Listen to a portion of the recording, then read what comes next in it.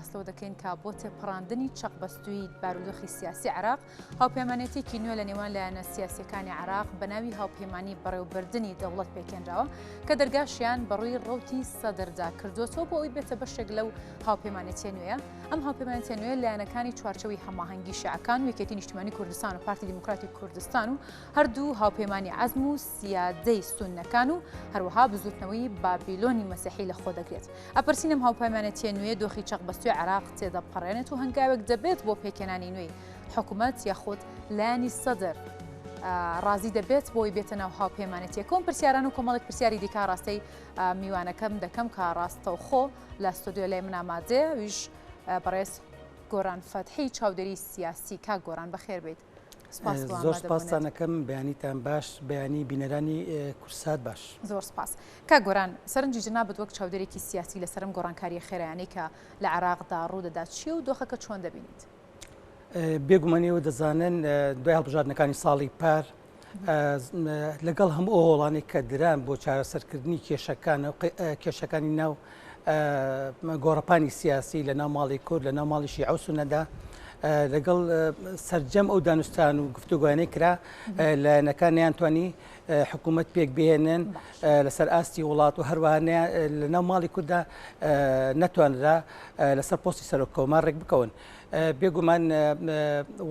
میلەتی عێراقی سادە زۆر پێویستی بەوەی لایەنە سیاسیەکان سەرجەم ناکۆکیەکان وەلا بنێن بۆ ئەوەی حکوومەتێکی خزمەتگوزار پێک بهێنن ئەم لەم دۆخە قەیراناوی و هەستیاری کە ئێستا هەیە دەربچین. باشە پێت وایە پێکێنانی ئەم هاوپەیمانێتیە بتوانێت ئەم دۆخە سیاسیە وەستاوەی کە خۆ چەقبەستووی کە لە عێراقدا هێماوی نزیکەی ساڵێک دەبێت دروست بووە تێپەڕێنێت و بتوانێت لە ئایندەدا حکوومەتێک پێک بهێنێت ئایندێکی نزیک با بڵێن. پێکهێنانی ئەم هاوپەیمانەتی نوێیە بێگومان دوای ئەو هەوڵە زۆرەی سەرجەم لایەنە سیاسیەکان دێ بەتایبەت ئەم لایەنە کاریگەرانی کە ئێستا لەناو ئەو هاوپەیمانەتیەدان ئێوە دەزانین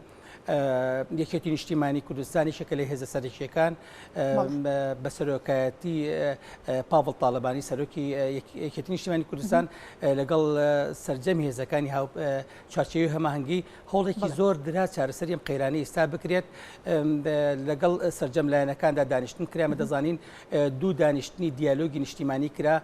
هەر سێ سەرۆکایەتێکی وڵاتیش بەشداریان تێدا کرد. چەندین مبادرە چەندین پێشنیار دەست پێشخەری پێشکەش کرا بەڵام ئێمە دەزانین لە مانگی ئابی ڕابردوودا قەیرانی وڵات گەشتە ئاستێک لە بەغدادا چەک بەکار هات لە نێوان لایەنگرانی سەدرەکان و حەشدی سەر بە سەدرەکان لەگەڵ هێزە ناوخۆیەکانی وڵاتدا چەندین کەسیش کوژران و بریندار بوون یان دۆخی وڵات بە جۆرێک پەریسەند یعنی مەترسی شەڕی ناوخۆی لێ دەکرایە بەڵام خۆشبەختانە ئەم هێزە سیاسیانە هێزە کاریگەرەکان توانیان دۆخەکە هێور بکەنەوە بە هەوڵی هەموو لایەنەکان ناو ماڵی کورد ناو ماڵی شیعە ناو ماڵی سوننە ئەو هاوپەیمانی لیستاشدا پێکێنراوە بە بۆچوونی من چارەسەری زۆرێک لە کێشەکان دەکات بەتایبەت کامە هێزە سەرکیەکانی وڵاتن تەنها ڕوتی سەدری تێدا نیە خودی ئەم لایەنانەش داوایان لە سەدرەکانش کردۆ بێن بەشداری ئەو دانیشتنی پەرلەمان بکەن لە ڕۆژی چوارشەمەدا هەروە بەشداری هەموو ئەو کۆبنەوانە بکەن کە دەکرێت بۆ چارەسەرکردنی قەیرانی ئیستا بنبەستی سیاسی لە وڵاتدا. باشە پێت وایە بتوانن ڕوتی سەدر یا خود مقتەدا سەدر سەرۆکی ڕوتی سەدر قایل بکەن کە بێتە ناو هاوپەیمانێتێکەوە یا خود بەشدار بێت لە پێکێنانی حکوومەتەدا بۆ پێی کە لەو خاڵە و کارنامەیەدا کە نووسراوەتەوە بۆ هاوپەیمانێتیەکە داواکاریەکانی سید مقتەدا سەدریشی تێدایە پێت وایە قایل بکرێت بێتە ناو دانیشتنەکانەوە؟ ئەو بوارێک هەیە بۆ قایلکردنی سید مقتەدا سەدر هەرچەند ئێمە دەزانین سەدر کەسایەتیە کە زۆر جار ناتوانین چاوەڕوانی هەڵوێستەکانی بکەیت نادیار هەڵوێستەکانی گۆڕانکاری کتوپڕەکە لە هەڵوێست و بۆچوونەکانیدا بەڵام دوو هێز لە ناو ئەم هاوپەیمانێتیە هەیە کە هاوپەیمان بوو لەگەڵ سەدرەکانە خۆ دەزانی پارتی و کوتلی سیادەی سوننی هاوپەیمانی ڕسمی سید مقتەدا سەدر بوون پێشتر لە کاتێکدا ئێمە بەلەیەکی تر هەبوو کێکێتی نیشتیمانی و چارچێوی هەماهنگگی و کوتلەی عەزم و بابلیون بوو ئەم ینی دوو بەرەی بەرامبەر بێک بوو لە ئێستادا ئەم هەوپەیمانەتە نوێیە ینی لە هەردوو بەرەکە پێک دێت وەکوتم تەنها سەدرەکانی تێدا نیە لەبەر ئەوەی ینی چەند حیزبێکی تێدا نزیک بوون لە سەدرەکان هەروەها ئەو داواکارانی کە سەدر خۆی کردوێتی کە مەسەلەن خۆپیشاندانی بۆ دەکرد لەم لە خاڵەکانی ئەم هاوپەیمانەتیە هاتووە یەکێک لەوانە هەڵبژاردننی پێشوەختەیە پێکێنانی حکوومەتە هەڵوەشاندنەوەی پەرلەمانە ئەمانی هەموو تێدا بەو مەرجەی سید مقتەدا سەدر ڕازی بێت بەشداری دانیشتەکان و دانوستانەکانی ئەم حیزبانە و ئەم هاوپەیمانەتی بکە بوارێک هەیە مەسەلەن سەدرەکانیش بەشداری بکەن بەڵام لەگەڵ ئەوەشدا وتمان هەڵوێستەکانی سید مقتەدا سەدر لە چەند ساڵی ڕابردوودا زۆرجا گۆڕانکاری بەسەرداهاتوە ئەم کەسایەتیەکە زوو بۆچوونەکانی دەگۆڕێ هەڵوێستی دژبەیەکی هەیە بەڵام ناکرێت مەزان هێزە سیاسەکان ڕاستە ئەمانی کەیسە لە هاوپەیمانیدان هێزە کاریگەرەکانی سەر گۆڕپانی سیاسی عێراقن بەڵام نادیدەگرتنی ڕەوتی سەدر ئێمە دەزانین چی دروست کرد یعنی ڕەوتی سەدر دەتوانێت پەنە باتەوە بەر شەقام خەڵکێکی زۆری ناوچەکانی باشوور و ناوەڕاستی عێراق لە برایانی شیعە سەر بە ڕەوتی سەدرن يعني ئەم کەسایەتێکی ئاینی ئێمە دەزانین لە بنەماڵێکی ئاینی پیرۆزە لە لای شیعەکان ئەم کەسایەتی هەر کاتێک ئێمە دەزانین بە تویتێک توانیویەتی یعنی وڵات بوروژێنێت بە تایبەت لەو ناوچانەی کە نفوزی زۆری تێدا لە باشوور ناوەڕاستی وڵاتدا. باشە کە گۆران باست لەوە کرد کە خۆت ئاماژەت پێدا کە سید مقتەدا سەدر هەڵوێستی ناڕوونی هی و هەروەها لە پڕ قەرار ئەیات و لەگەڵ تویتێکی توانێت شەقام بەهەژێنێت. ئەگەر هاتوو مقتەدا سەدر ڕازی نەبوو قایل نەکرابێتە هاوپەیمانەتێکەوە بێت بەشداری لە پێکێنانی حکوومەتی نوێی عێراقدا بکات. لە کاتێکدا کە باز لەوە دەکرێت هەر چاودێرانی سیاسی باز لەوە دەکەن کە پێکێنانی حکوومەت بەبێ بەشداری سەدر یاخود لایانی سەدری سەقامگیر نابێت. ئەگەر هاتوو بەشداری نەکرد ئەگەر هاتوو قایل نەبوو دۆخەکە بە چوار ڕاستەیەکدا دەڕوات چۆن پێشبینی دۆخی دوێ ئەوە دەکرێت؟ وەکوتم دوو ئاراستە هەیە ئەم هێزانی ئێستا هەن لە هاوپەیمانی ئیداری دەوڵەتدا هێزی زۆر کاریگەر ئێمە دەزانین لە ناو ماڵی کووردا یەکێتی و پارتی تێدایە لە ناو ماڵی سوننەدا کوتلەی سیادە و کوتلەی عەزمی تێیە کە گرنگترین دوو کوتلەن لای سوننەکان لە کاتێکدا سەرجەم هێزە کاریگەرەکانی ناو ماڵی شیعە لە چارچێوی هەمهانگیدان و لەم هاوپەیمانەتیەدا ئەوەی کە ئێستا هەن لە ناوم هاوپەیمانەتیەدا زۆرینەی گەلی عێراق پێک دەهێنن من تەسەوڕەکەم دەتوانرێت لە ڕێگەم هاوپەیمانیەوە دانیشتەکانی پەرلەمان بکرێ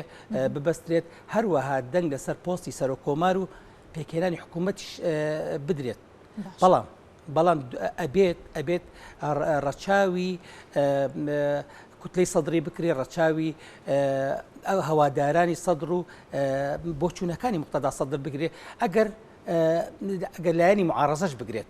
ئەبێتۆ هەندێک لە داواکاریەکانی سەدرەکان جێبەجێ بکەیت ئەو کاتە دەتوانانی حکوومەتێک پێک بێنی سەقامگیر بێ بتوانێت هیچ ئەوەی کە ئێستا هاوپەیمانی ئیداری دەوڵەت دەیەوێت نایە بەردەوام حکوومەتێک بێ هەر بەدەست خۆی بێ حکوومەتێکی ئەوێت تا هەڵبژاردننی پێشوەختە بکرێت بۆ ئەوەی جارێکی تر حکوومەتێکی چۆن بڵێن حکوومەتێکی نوێ دروست دەکرێت دو هەڵبژاردنەکان کە دەسەڵاتی تەواوی هەبێت. باشە کا گۆران هەر لەگەڵەوەدا کە لە گەرمەی پێکێنانی هاوپەیمانەتێکی نوێ دەین دوێنە لە دیداری ڕافیدیندا محەممەد حەلبوسی سەرۆکی ئەنجومەنی وەزیران دەست لە کارکێشانەی خۆی پێشکەش کردووە. ئەمە هەندێک باز لەوە دەکەن کە ئەمە قەرارێکی کەسیە و نەدەستوریە و نەیاساییە تا چەند دەکرێت کە ئەمە قبول بکرێت لەلایەنە و هاوپەیمانەتی خۆ لەلایەن ئامادەبوانی ئەنجومەنی نوێنەرانەوە لە کاتێکدا کامە هەندێک هەر لە چاودێران با بڵم باسی بکەم شیکاریان کردووە کە دەکرێت یاخود هەندێک لەلایەنەکان خۆشیان دەڵێم وەکو هەڵوێستێکە بۆ دەست لە کارکێشانی و 73 پەرلەمانتاری کە وازیان لە ئەنجومەنی نوێنەران هێنا و لەگەڵەوەشدا نیەت باشی خۆی بۆ مقتەدا سەدر دەردەبڕێت کە من لەگەڵ چوارچێوەی هەماهەنگیە ڕێک نەکەوتوم ئەمە تا چەند ئەگەر هەیە کە قبول بکرێت ئەگەر قبول بکرێت کێ دەتوانێت دوایەوە بەڕێوەی بەرێت دانیشتەکان؟ ئێمە دەزانین سەرۆکایەتی ئەنجومەنی نوێنەران ڕۆژی چوارشەمە واتە سبەی دانا بۆ بەستنی بۆ دانیشتنێک هەم بۆ دەنگدان لەسەر دەست لە کارکێشانەوەی محەممەد حەلبوسی کە لە منتەدای ڕافیدێنە دەست لە کارکێشانەوەکەی ڕاگەیان هەم بۆ دیاریکردنی جێگرەوەیەک بۆ زاملی بڵام کەسێکی مندەلاویە لە شوێنی دابنێ ینی وەکو جێگرەوەی یەکەمی سەرۆکی ئەنجومەنی نوێنەران بەڵام زۆرێک لە شیکارانی سیاسی دەست لە کارکێشانەوەکەی حەلبوسی وەکو یاریەک دەبینن گومانیش دەکرێت دەنگی لەسەر بدرێت چونکە وەکو دەزانین ئێمە حەلبوسی سەرۆکی کوتلەی سیادەیە کە بەشێکی زۆری سونەکان لە دوایان ینی هەواداری ئەمینەن و بەشدار لە کوتلەی سیادەدا ینی تەنها بۆچوونی خۆی نییە سەرۆکایەتی ئەوی نەبکات خودی حەلبوسی خۆشی لە دەست لە کارکێشانەوەکە کە باسی دەکاڵێت تەنها ڕێی خۆمە ئەو پۆستە دوای فشارێکە لە پشتیەوە بەڵێ بێگومان ئەو دەست لە کارکێشانەوەیە من خۆشم وەکو چاودێرێک و شیکارێک وای دەبین پیارێکی سیاسیە گومانیشم هەیە سبەی دەنگ لەسەر دەست لە کارکێشانەوەی محەممەد حەلبوسی بدرێت زیاتر یاریەکی سیاسیە و تەسەوڕەکەم جارێکی تر مەبەستەکەلەوەی بێ متمانەی پێ بەخشرێتەوە وەکو سەرۆکی ئەنجومەنی نوێنەران. باشە کا گۆران باس لەوە کرد کە سبەینە چوارشەمە لە دانیشتنی ئەنجومەنی نوێنەراندا کە یەکێک لەوانە باسمان کرد کە باز لە دەست لە کارکێشانەکەی محەممەد حەلبوسی کرێت و قەرارێک دەدرێت لەگەڵ ئەوەشدا ڕەنگە پێما بێ لە کارنامەی دانیشتنەکەدا هەڵە نەبم باز لە دیاریکردنی سەرۆک وەزیرانیش دەکرێت محەممەد شیع سوودانی کاندیدە بۆ پۆستە لایەنە سیاسیەکان بە شێوەیەک باس دەکەن کامە کەسێکی شیاوە بۆ پۆستە گەرەو ببێتە سەرۆک وەزیران ئەگەر هەیە خودت با بڵین پێشبینیەکان چین بۆی کەمە بتوانێت ئەم دۆخەی کە تا ئێستا لە عێراقدا لە ڕابردوشدا هەبوو لە ئێستاشداوە نزیکە بینەوە لە ساڵێک ئەم دۆخە خراپە هەیە بتوانێت تێپەڕێنێت و حکوومەتێکی هاوبەش پێک بهێنێت. من گومان دەکەم لە دانیشتنی ڕۆژی چوارشەممەدا مەسلەی پێکێنانی حکوومەت و دانانی محەممەد شیع سوودانی دەنگی لەسەر بدرێت هێشتا کێشە زۆرە ڕاستە سوودانی کەسایەتێکی مەقبولە لەلایەن زۆربەی لایەنە سیاسەکانە هەم لە ناو ماڵی کورد هەم لە ناو ماڵی سونە لە ناو ماڵی شیعەشدا تەنها لایەن کە مەسەلەن کۆک نییە لەسەر دانانی ئەم کەسایەتیە ڕەوتی سەدرا بەڵام ئەو بەرنامەی کە حتا خودی محەممەد شیع سوودانیش دایناوە بەرنمەیەکە زۆر باشە دژەگەندەڵیە باس لە خزمەت گوزاری دەکات زۆر دیوی باشی تێدایە بۆ کابینی داهاتوو ئەگەر ڕەزامەندی لەسەر بدرێت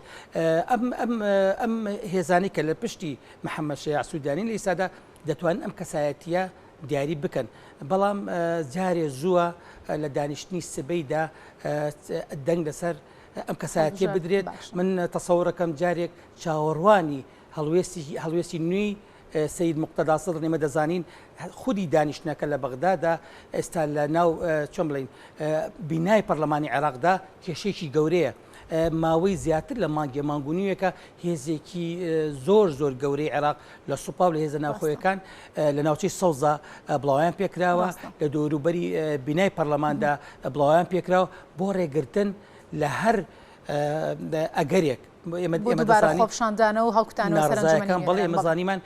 هەڵیان کوتایە سەر ئەنجومەنی نوێنەران زۆرێک لە دەستگا ڕسمیەکانی دەڵ حتا دادگای فیدرالی لە ئێستادا ڕێگری لە زۆرێک لەو حاڵەتە کراوە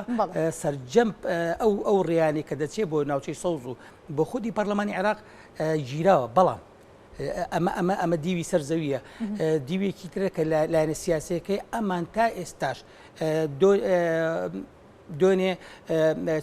چوارچێوی هەمانگی بەیانامێکی نوێی دەرکرد جارێکی تر داوا لە مقتەدا سەدر و ڕەوتی سەدر دەکات بێنەوە بەشداری دانوستانەکانی پێکێنانی حکوومەت بکەن يعني تا ئێستا بەڵێ ینی ئەو بەیاننامەکەی چوارچێ هەماهەنگی ینی ماوەی 24 ساعتی بەسەر تێنەپەڕیوە ئەمە بەڕاستی دەریخا کە لایەنە سیاسەکان سەرجەم لایەنە سیاسەکان تا ئێستا دەیانەوێ بۆچوونەکانی سەدرەکان ینی وەربگرن بە هەند وەربگرن خودی ئەم ڕەوتە ینی و هێزەکەی نادیدە نەگرن. باشە کاتە پێت وایە ئەم هەڵوێستانی لەم ئەخیرەدا لایەنە سیاسەکان دەینوێنن بۆیان دەرکەوتووە کە حکوومەتێک لەسەر بنەمای تەوافق زۆر باشترە لە حکوومەتێک لەسەر بنەمای زۆری نەبێت بنەمای تەوافق ئەو بکە لە پێشووتریشدا سەرۆک مام جەلال پەیڕەوی دەکرد کاتە دەبێت گەیشت بێتنەوە و ئەنجامە. ئێمە دەزانانی کێتی نیشتیمانی کوردستان لە سەرەتاوە لەگەڵ حکوومەتی تەوافقی بوو ئێمە دەزانین ئێمە بەتایبەت کورد وەکوونەتەوە خودی شیعەکانیش زۆرمان چەشتۆ بەسەر بەدەست دکتاتۆریەت و